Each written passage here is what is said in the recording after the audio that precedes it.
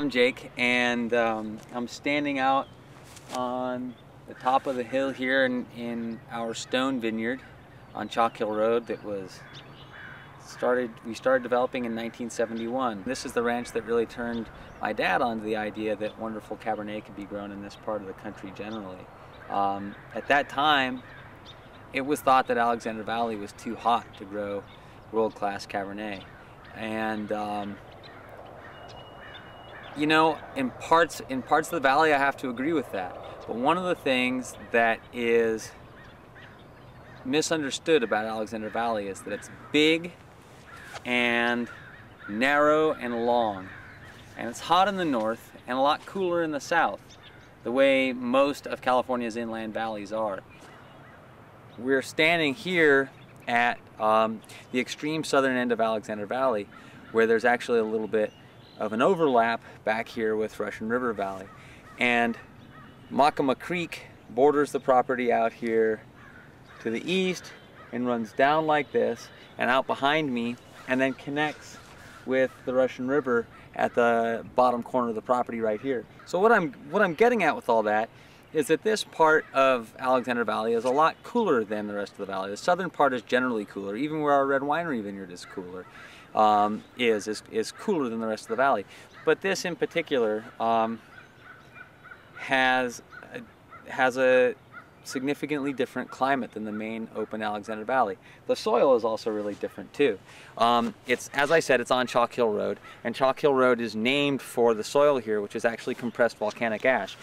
We haven't broken the ground up here, haven't cultivated up here in over a decade, and these rocks just grow out of the ground. And this stuff here is pumice, and pumice is the leftover skins and seeds that you get when you make red wine.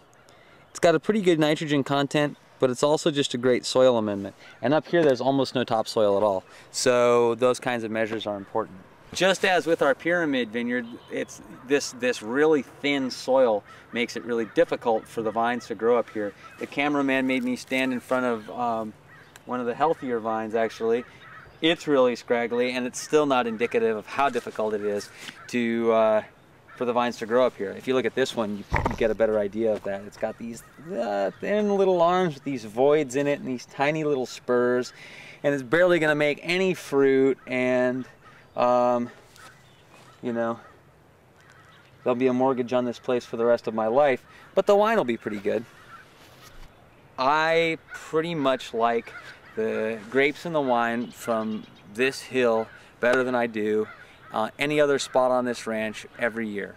I remember that when I remember when I was a little kid coming out here and eating the grapes and thinking that the grapes from this place, from this part of this hill, tasted better than they do anywhere else out here, or anywhere else I went for that matter. So whereas on our other ranches we might make wine from a different spot on a given year, this is really the premier spot on this ranch. And I think we probably make the best wine we make at all from these grapes right here. And in particular with the 07, which is what I'm out here to talk about. A lot of people, when they taste it in the barrel, I think feel a little bit intimidated or confounded by it because it is so tannic. Because it has so much going on that can't exactly be described as fruit character. You know, whereas the pyramid is this big, plummy, dark fruit bomb, and Red Winery Road is very smooth and silky and cherry driven. This place really tends to just be more difficult, more herbaceous, more tannic. All these things that come from high skin to flesh ratio in the berries, and they're virtues that really only come across with age. They really only appear as virtues with age. Their beauty doesn't come out until they get a little bit older. So given that I said that you know, we like the grapes and we like the wine off of this hill better than we do anywhere else on this field year in and year out, that doesn't mean that it's going to be the same every year. One of the things that we have tried to accept and embrace at Hawkes that most other people try to avoid is the idea of inconsistency and vintage variation. And to some extent, that's what the whole project of making these single vineyard cabs is about. It's about rather than creating a homogeneous wine, making a wine that expresses the individuality of the place. So by doing that off this hill every year, we end up chronicling the history of this particular place. Some people may like one of those vintages. I may like one of those vintages better than another, but in the end, what's magical about it to me is that it's always interesting and it's always obvious that it's come from right here. And that was certainly never more true than it was in 2007.